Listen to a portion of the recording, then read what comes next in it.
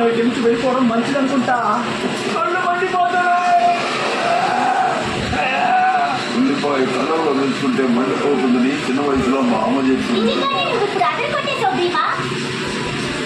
అవును, అదరగొట్టాడు. మనం ఎంత జాగ్రత్తగా ఉండాలో నీకు అర్థమైందనుకుంటా.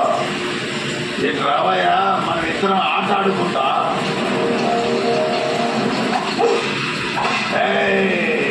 బాగా వెళ్ళిపోయి ఆ మాస్క్ నేనే వేసుకో ఉంటే వీటి మీద నేనే అధికారం చలాయించుండేవాడిని.